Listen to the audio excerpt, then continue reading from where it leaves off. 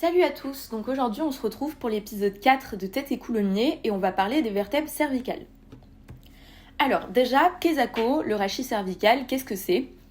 Le rachis, quand on parle de rachis sans préciser quoi derrière, il faut savoir qu'on parle de votre colonne vertébrale en entière, donc de tout votre squelette au niveau de vos vertèbres en fait, donc votre colonne vertébrale. Quand on va préciser derrière de quoi on parle, ça veut dire qu'on parle très précisément de votre colonne vertébrale, soit thoracique, soit lombaire, soit cervicale. Donc on parle de rachis respectivement thoracique, lombaire ou cervical. Et donc le rachis cervical, ça désigne votre colonne vertébrale au niveau de votre cou. Autrement dit, le squelette du cou, parce que comme au niveau de votre cou, il n'y a que ça comme en termes de squelette, c'est la colonne vertébrale au niveau du cou. Donc rachis cervical égale squelette du cou égale colonne vertébrale au niveau du cou. Et donc les os qu'on va retrouver au niveau du squelette de votre cou, c'est des vertèbres et on a 7 vertèbres au niveau du rachis cervical. Ça c'est très important à retenir. Retenez bien qu'au niveau du rachis cervical, on a 7 vertèbres. Que ce rachis cervical, au niveau de ces vertèbres, il va former une lordose cervicale. Alors, la notion de lordose, syphose, c'est très important à comprendre ce que c'est et normalement c'est détaillé par ma coachute Émilie dans son cours sur l'introduction à l'anatomie du cou. Elle vous a fait un petit récap et vous le revoyez aussi dans le cours sur le rachis de manière plus globale en anagé aussi. Mais très rapidement ici, vous voyez qu'on a les vertèbres cervicales qui sont en rouge. Ici, vous avez la partie antérieure de votre bonhomme. Ici, la partie postérieure.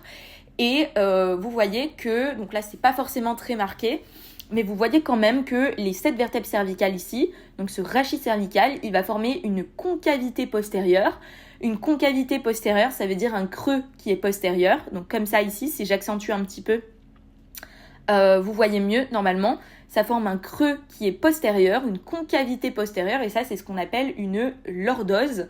Et voilà, et donc au niveau du rachis cervical, on a une lordose cervicale. Très important aussi de retenir que votre rachis cervical, il va être très mobile, c'est-à-dire que vous allez pouvoir amener en fait votre cou, votre tête, dans quasiment tous les plans de l'espace. Et voilà, et puis ça c'est plutôt cool. Autre élément important que vous allez retrouver pas qu'au niveau du rachis cervical, mais au niveau de tout votre rachis, en fait, on a des limites qu'on appelle les charnières. Ces charnières, elles vont permettre en fait de distinguer la colonne vertébrale, donc votre rachis, en différents étages. Elles vont être situées entre le rachis lombaire et thoracique, entre le rachis thoracique et cervical, etc. Et c'est des limites qui sont très fragiles sur le plan mécanique, où se concentrent un petit peu les forces d'appui, et c'est des points de faiblesse en fait. Voilà, et donc en fait quand vous avez des traumatismes au niveau de votre colonne vertébrale, s'il y a des fractures, elles vont se localiser principalement au niveau de ces charnières, tout simplement parce que c'est des points de faiblesse et que ça sera plus fragile à ce niveau-là. Et donc, ce que vous devez retenir, c'est que le rachis cervical, du coup, c'est un étage de la colonne vertébrale qui va être délimité par 2 charnières. Au niveau supérieur, il va être limité par la charnière crânio-cervicale parce que située entre le crâne et le rachis cervical, donc ici. Et ensuite, vous allez avoir en inférieur la charnière cervico-thoracique parce que situé entre le rachis cervical donc ici et le rachis thoracique là, et donc charnière cervico-thoracique. Et vous pouvez suivre la même logique pour les autres charnières globalement. Donc entre le rachis thoracique et lombaire, vous aurez la charnière thoraco-lombaire. Voilà, donc là j'ai évoqué normalement tous les éléments, et donc ça c'est quand même un peu la base du rachis cervical à retenir. Voilà, quelques éléments importants. Ensuite, il faut savoir que votre rachis cervical, vous pouvez le décomposer lui-même en 2 étages. Un étage supérieur avec des vertèbres dites spéciales parce qu'elles vont avoir des caractéristiques anatomiques qui vont les distinguer des autres vertèbres cervicales. Donc c'est des vertèbres dites spéciales. On a la première vertèbre cervicale, donc C1, qu'on appelle aussi l'atlas, et la deuxième vertèbre cervicale, C2, qu'on appelle aussi l'axis. Alors je sais que ça peut être un petit peu compliqué de retenir les noms propres associés à ces vertèbres. Donc c'est pas vraiment un moyen mémotechnique, mais si ça peut vous aider, retenez que le T vient dans l'alphabet avant le X. Et donc l'Atlas c'est C1 et l'Axis c'est C2. Après si vous avez d'autres moyens mémotechniques, je suis preneuse et n'hésitez pas à les partager parce que je sais que ça peut être un peu chiant d'associer des noms propres. Donc voilà. Ensuite, du coup, vous avez de C3 à C7, puisqu'on a dit qu'il y avait 7 vertèbres cervicales, le rachis cervical inférieur. Et c'est d'ailleurs au niveau de ce rachis cervical inférieur qu'on va retrouver ce qu'on appelle la vertèbre cervicale type. Donc la vertèbre cervicale type par excellence, c'est-à-dire celle qui va regrouper toutes les caractéristiques stéréotypées de la vertèbre cervicale, c'est C4 ou C5. Alors là, les versions varient en fonction des professeurs, mais vous inquiétez pas, normalement, ils feront pas de piège sur ça. Retenez que la vertèbre cervicale type, elle est petite, ça c'est très important. Si ça peut vous aider, retenez aussi que le diamètre globalement des vertèbres, il augmente depuis le rachis cervical, où elles sont les plus petites, jusqu'au rachis lombaire, où elles sont les plus massives. Mais ça c'est logique, c'est parce que... pourquoi elles sont plus larges au niveau lombaire ? Parce qu'elles vont devoir supporter une charge mécanique beaucoup plus importante que les vertèbres cervicales, puisqu'elles soutiennent en fait toutes les vertèbres et tout le rachis qui est au-dessus d'elles. Donc voilà, si ça peut vous aider, retenez ça aussi. Mais ce qui est le plus important là dans mon cours, c'est que la vertèbre cervicale type, elle est petite. Donc là, je vous ai mis des schémas que j'ai trouvés sur internet. Donc une vue supérieure de la vertèbre cervicale type et ici une vue latérale droite. C'est des schémas d'internet qui sont très bien faits. Il n'y a aucun élément légendé qui n'est pas dans le cours. Donc si vous voulez les apprendre, n'hésitez pas. Je trouve qu'ils sont très bien faits et très bien légendés. Je vais pas citer tous les éléments un à un parce que ça risque d'être un peu redondant. Mais on va évoquer certains éléments clés. Donc déjà, au niveau du corps vertébral de notre vertèbre cervicale type, il faut savoir qu'il est quadrangulaire. Autrement dit qu'il est carré. Donc vous voyez ici, le corps vertébral, il est quadrangulaire ou carré. Il faut savoir que sur une vue antérieure, donc vue de face, donc là j'ai pas de vue de face en schéma, mais faut savoir que en regardant de face votre vertèbre cervicale, donc en vue antérieure, on a le plateau supérieur de votre corps vertébral qui est concave vers le haut.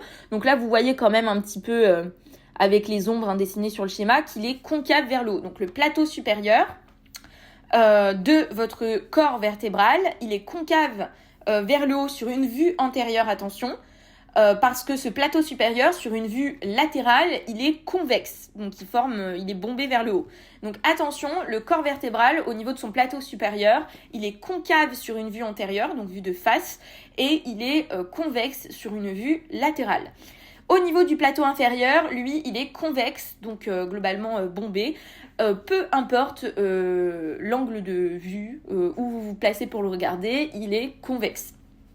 Ensuite, au niveau du foramen vertébral de la vertèbre cervicale type, il forme un triangle, donc il est à base antérieure, donc c'est-à-dire qu'il est triangulaire à base antérieure. Là, vous le voyez bien, donc ça c'est l'arrière de votre vertèbre, ça c'est l'avant. Et ici, on a le foramen vertébral qui forme un triangle à base, du coup, ici, qui est antérieure. Ensuite, on peut parler des pédicules et des lames. Donc les pédicules, c'est ce qui est localisé ici, les pédicules c'est ça, c'est cette petite partie ici qui prend naissance au niveau de votre corps vertébral et qui sont dirigés globalement vers l'arrière et le dehors, donc vers l'arrière et latéralement, vous voyez qu'ils vont comme ça dans cette direction, donc vers l'arrière et le dehors. Et ensuite on retrouve les lames au nombre de 2 qui sont en arrière des pédicules et qui sont dirigées, elles, vers l'arrière et le dedans. Mais de toute façon, en fait, à partir du moment où vous vous aidez de schémas, de visible body, de choses pour visualiser, je sais qu'il y a plein d'orientations dans l'espace qui sont à retenir dans ce cours, mais si vous visualisez bien avec des schémas, etc., vous arriverez normalement beaucoup mieux à retenir. Donc, ayez des images mentales très précises avec les orientations et normalement, ça devrait bien se passer. Donc voilà. Et entre les pédicules et les lames, on va avoir les facettes articulaires en fait de la vertèbre cervicale. Alors ces facettes articulaires, elles sont au nombre de 2. Bon, j'ai pas fait dans l'ordre de mon diapo, c'est pas grave. Ces facettes articulaires ou processus articulaires, elles sont au nombre de 2. On a la facette articulaire supérieure qui est dirigée vers le haut et l'arrière et l'inférieure qui est dirigée vers le bas et l'avant. Donc ces orientations, elles sont très importantes à retenir et c'est très logique en fait que les supérieures et inférieures, elles n'aient pas les mêmes orientations. Donc c'est l'inverse à chaque fois. Donc là, ça va vers le haut et l'arrière et là, le bas et l'avant. Donc c'est l'inverse. Mais c'est logique parce qu'en fait, ça va permettre aux différentes vertèbres cervicales de s'empiler comme des tuiles de toit, hein, comme le prof le dit dans le cours. Donc voilà, de s'empiler un petit peu de manière très logique. Donc là, par exemple, si cette vertèbre, on considère que c'est C4, eh bien, son processus articulaire supérieur dirigé vers le haut et l'arrière va s'articuler avec celui inférieur dirigé vers le bas et l'avant de C3 juste au-dessus.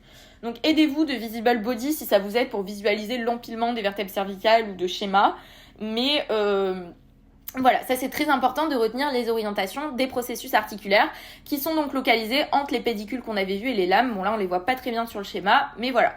Le processus épineux qui est en arrière des lames, il est horizontal et surtout il est bifide, c'est très important de retenir qu'il est bifide. Donc là on le voit bien sur ce schéma. C'est le processus épineux qui est horizontal et bifide, c'est-à-dire qu'il a 2 extrémités.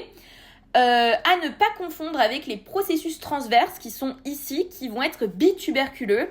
Les processus transverses, eux, sont bituberculeux parce qu'ils ont un tubercule antérieur ici et un tubercule postérieur ici. Donc ça, c'est très important de retenir la différence entre processus épineux bifide et processus transverse bituberculeux parce que il me semble que le prof avait insisté dessus l'année dernière dans son cours et surtout c'était revenu à la SDR de savoir bien faire la différence entre les deux. Donc voilà, attention à pas confondre, ça peut être des pièges QCM, je dis ça comme ça. Et voilà, donc on peut parler justement des processus transverses. Alors, ces processus transverses, ils ont 2 racines, une racine pédiculaire qui prend naissance au niveau du pédicule et une racine corporeale au niveau du corps vertébral. Ces 2 racines, elles vont former ici ce qu'on appelle le foramen transverse. Ce foramen transverse, il est très important parce que c'est là que va passer le pédicule vertébral. Il est formé de la veine et de l'artère vertébrale. Et ce pédicule vertébral, en fait, il va passer dans tous les foramen transversaires des vertèbres cervicales. En fait, si vous voulez, toutes vos vertèbres cervicales, donc si je reprends le schéma ici plus global, elles sont empilées comme ça. Tous leurs foramen transversaires, ils vont être empilés du coup et former ce qu'on appelle le canal transversaire où passe le pédicule vertébral, tac tac tac tout le long, avec la veine et l'artère vertébrale. Voilà. Au niveau de ces processus transverses, on retrouve aussi, donc, comme je l'ai dit, le tubercule postérieur et antérieur qui vont former une petite gouttière qu'on appelle la gouttière transverse qui est concave vers le haut. Donc ici, vous le voyez bien, la petite gouttière là. Et d'ailleurs, sur ce schéma en vue latérale, vous voyez bien le foramen transversaire où passe le pédicule vertébral qui est symbolisé par la flèche ici. Et en arrière des vaisseaux, ça c'est très important, au niveau de la gouttière transverse ici qui est concave vers le haut, vous allez avoir le nerf spinal du même nom de la vertèbre qui passe dans la gouttière transverse. C'est-à-dire que si c'est au niveau de la vertèbre C6, c'est le nerf spinal C6 qui passe. Voilà. Donc ça, on en a parlé, ça aussi, tac tac tac, donc attention à ça, c'est bien en arrière des vaisseaux. Ça aussi, on en a parlé, voilà. Donc, quelques particularités à retenir au niveau du rachis cervical inférieur. Au niveau de C6, il faut savoir que le tubercule antérieur de son processus transverse est très développé, il est saillant vers l'avant. Et au niveau de C7, ce qu'il faut savoir, c'est qu'on a des processus transverses réduits, donc avec des tubercules qui sont moins développés. Qu'on a aussi 2 surfaces articulaires en plus au niveau des faces latérales de son corps vertébral. Au niveau de C7, ça c'est très important et c'est logique parce que entre C7 et TH1, donc entre la 7e vertèbre cervicale et la première vertèbre thoracique, on a l'articulation de la première côte, donc K1, et c'est à ça que servent ces 2 surfaces articulaires en plus au niveau de C7. Et ensuite, au niveau de C7 également, il faut savoir que son processus épineux Donc ce qui était en arrière, processus épineux, bifide, on le rappelle, en arrière, horizontal. Au niveau de C7, il est très développé, très long et il va être saillant et palpable sous la peau. Et c'est d'ailleurs le premier processus épineux de votre rachis qui est palpable sous la peau quand on va de haut en bas. Voilà, tout ce qui est avant C6, C5, C4, etc., eux, leurs processus épineux ne sont pas palpables. C'est qu'à partir de C7 où il va être palpable et ensuite le reste au niveau de votre rachis, c'est palpable aussi. Voilà, donc ça c'était les quelques particularités un peu qui distinguent C6 et C7 des vertèbres cervicales type, on va dire. Ok, alors maintenant on va parler du rachis cervical supérieur avec C1 et C2 qui sont des vertèbres spéciales, on a dit, parce qu'elles se distinguent des autres vertèbres cervicales par des caractéristiques anatomiques qu'on va un petit peu aborder ici, mais pas en détail, ça sera beaucoup plus détaillé et complet dans la fiche que je vous sortirai, mais là pour la vidéo, j'ai pas abordé vraiment tous les détails. Ce qu'il faut surtout retenir, c'est qu'au niveau de l'atlas, autrement dit au niveau de C1, on a un arc intérieur, un arc postérieur ici, et que l'arc antérieur et l'arc postérieur sont reliés par deux masses latérales, ici et ici, et du coup ça donne à C1 la forme d'un anneau. Et ce qui est très important, c'est qu'au niveau de C1, donc ça c'est très très très important, il n'y a pas de corps vertébral. Voilà, donc ensuite on a entre les deux masses latérales l'insertion du ligament transverse qui va délimiter le foramen vertébral de C1 en deux parties. Une partie antérieure articulaire où on aura l'articulation avec C2, donc avec l'axis à ce niveau-là. Et une partie postérieure nerveuse où va passer la moelle épinière, les méninges, etc. Voilà. Ensuite, au niveau de la partie antérieure de l'arc postérieur de C1, on a la gouttière du passage de l'artère vertébrale. C'est une petite partie qui est enfoncée en fait ici à ce niveau-là, où va passer l'artère vertébrale. C'est elle qui imprime son passage ici, en fait, au niveau de la partie antérieure de l'arc postérieur de C1. Donc on est au niveau de l'arc postérieur et c'est sa partie antérieure, donc vers l'avant. Ici, on a le passage de l'artère vertébrale. Ensuite, au niveau de C2, qu'on appelle aussi l'axis, on a un corps vertébral cette fois-ci. Et la particularité, c'est que sur le corps vertébral de l'axis, on va retrouver ce qu'on appelle le processus odontoïde ou dent de l'axis, parce que odontoïde, hein, c'est dent, voilà. Donc dent de l'axis, qui est dirigé vers le haut et l'arrière. Donc là, ça se voit pas très bien sur le schéma, mais en tout cas, ça c'est le corps vertébral de l'axis. Là, on a la dent ou processus odontoïde qui va être dirigé vers le haut et légèrement en fait vers l'arrière. Voilà. En avant de ce processus odontoïde, on a une surface articulaire en forme de blason de chevalier. Voilà, bon, c'est à retenir, c'est une comparaison qui est une sorte de, pas de métaphore, mais de comparaison qui est à retenir en tout cas. Donc c'est dit dans le cours, voilà, c'est en forme de blason de chevalier. En arrière de la dent de l'axis, on a une autre surface articulaire ici aussi qui va permettre notamment l'articulation de l'axis avec l'atlas, donc de C2 avec C1 au niveau du ligament transverse. Donc si je reviens ici, en fait C1 est au-dessus de C2 et donc la dent de C2 elle est au-dessous de C1 et elle va venir s'insérer ici dans la partie articulaire comme je l'avais dit. Et en fait la partie postérieure de la dent de C2 elle vient s'articuler avec la partie antérieure du ligament transverse ici. Donc là c'est bien important de visualiser pour comprendre ce que je dis, mais si vous le visualisez bien normalement c'est assez compréhensible et ne vous inquiétez pas, vous aurez le temps de le revoir hein, et que ça rentre bien dans votre tête en termes d'image mentale, mais normalement si vous y visualisez c'est beaucoup plus facile à retenir. Donc voilà, on a aussi un processus épineux qui est bifide au niveau de C2 et surtout qui est très volumineux. Attention, on dit qu'au niveau de C2, le processus épineux est volumineux, mais il n'est pas palpable. On se souvient que le premier processus épineux palpable au niveau du rachis, c'est celui de C7. Donc C2, il est juste très volumineux, mais il n'est pas palpable pour autant sous la peau. Voilà. Ensuite, la partie située entre le corps vertébral de C2 et la facette articulaire inférieure. D'ailleurs, au niveau de ces deux, on n'a que la facette articulaire inférieure stéréotypée de la vertèbre cervicale, on n'a pas la supérieure. On n'a que l'inférieure qui est toujours, comme on l'a évoqué déjà, qui est dirigée vers le bas et l'avant, mais pas la supérieure. Si on réfléchit un petit peu, c'est logique aussi, parce que en fait, au niveau supérieur, si on avait la surface articulaire supérieure, elle n'aurait rien avec quoi s'articuler, puisqu'au niveau de C1, on rappelle qu'on a des masses latérales et on n'a pas ces surfaces articulaires. Donc il n'y a que la facette articulaire stéréotypée cervicale inférieure, vers le bas et l'avant, pour s'articuler avec la supérieure vers le haut et l'arrière de C3 en dessous, qui elle est une vertèbre qui fait partie du rachis cervical inférieur, avec à chaque fois les deux surfaces articulaires supérieure et inférieure. Donc c'est pour ça qu'on n'a que la inférieure, parce que ça s'articule avec le rachis cervical inférieur et pas la supérieure, parce qu'au-dessus on a C1 et ça pourrait pas marcher.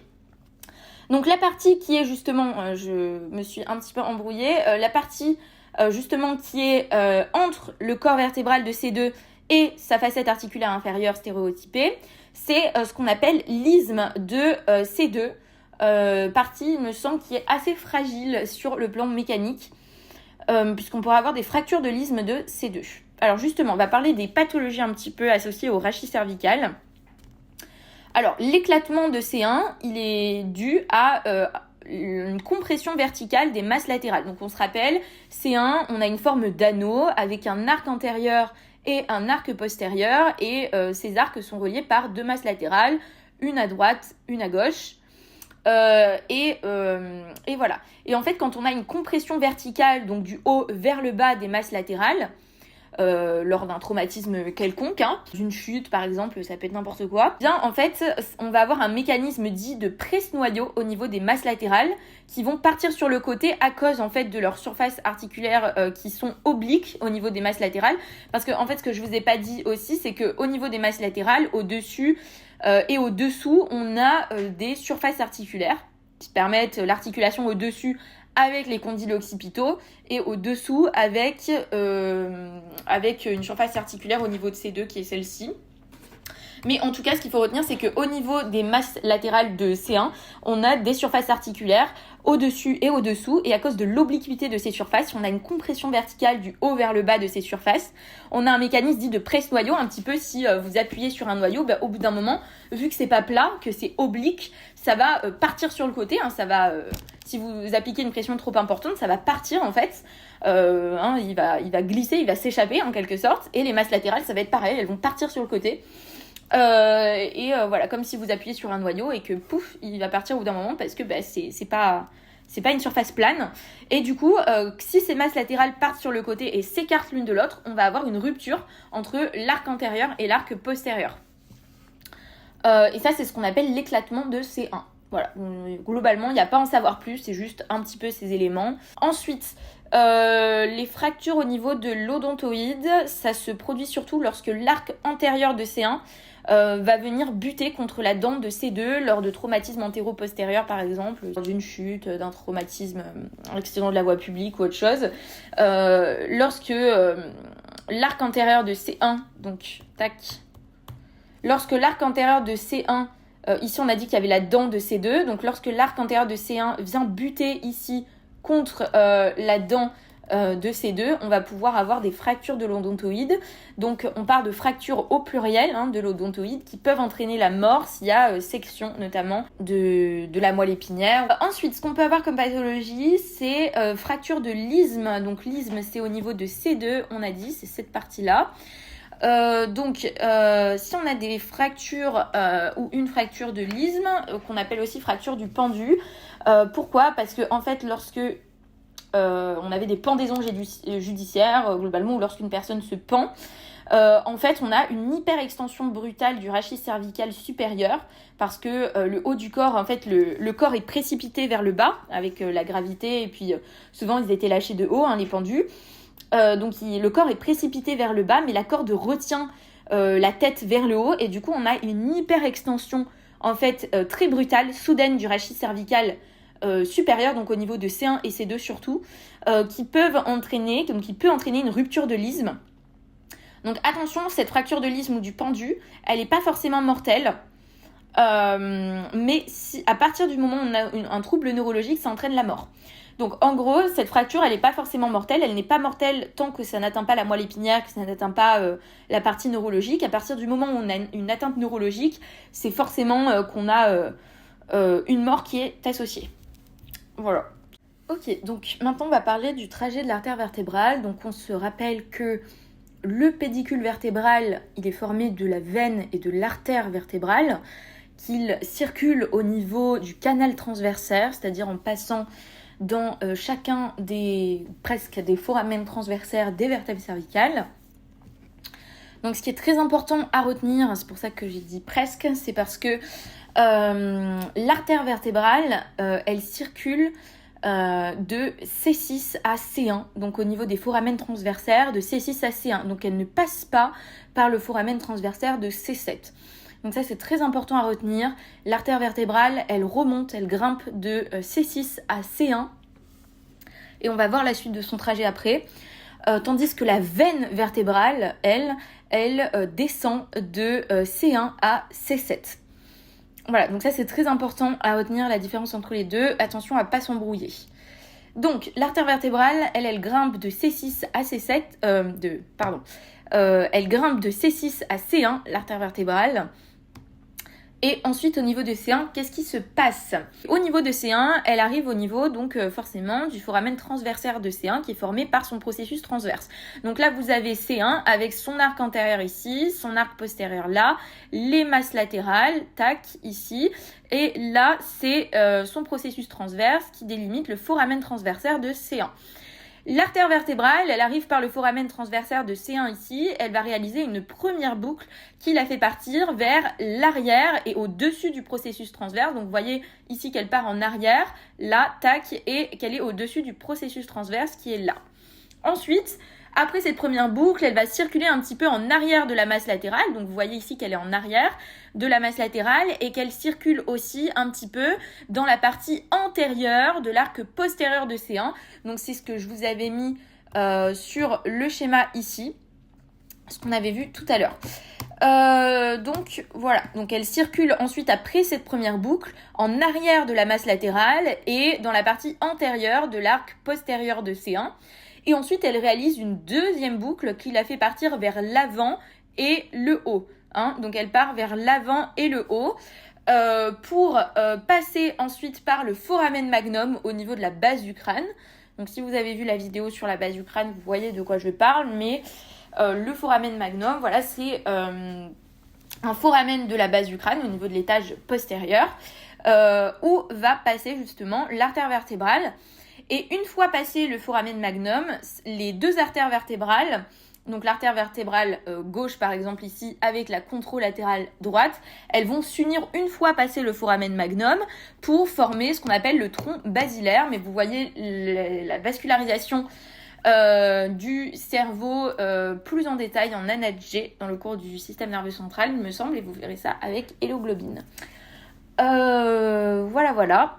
Donc ça c'est pour le trajet de l'artère vertébrale, donc retenez bien surtout ça, et ça c'est très important, et de ne pas vous embrouiller dessus. Les deux boucles principalement, mais une fois que vous visualisez, c'est assez facile de retenir. Encore une fois, voilà, là je vous ai remis le petit schéma en plus gros.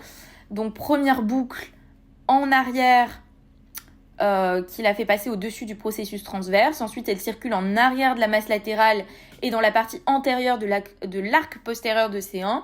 Elle part ensuite vers l'avant et le haut. Et ensuite, une fois passé le foramen magnum, union des deux pour former le tronc basilaire. Voilà, donc c'est la fin de ce cours sur les vertèbres cervicales et de ce petit diapo. J'espère que vous avez bien aimé et que j'ai pas été trop vite ou que vous avez bien compris. Si jamais vous avez des incompréhensions, n'hésitez pas à poser votre question sur le forum ou si c'est plus facile pour vous sur le Discord. Vraiment c'est fait pour ça, on est là pour y répondre avec MagoTut. Donc voilà, n'hésitez pas, ne restez pas sur une incompréhension, c'est très important, surtout si vous avez du mal à visualiser avec les schémas ou du mal à comprendre quelque chose. Voilà, surtout on ne reste pas sur une incompréhension parce que c'est beaucoup plus facile, encore une fois, de retenir quand on comprend et quand on visualise bien.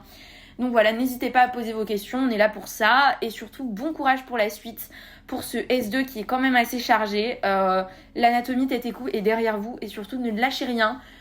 Voilà, des bisous et bon courage.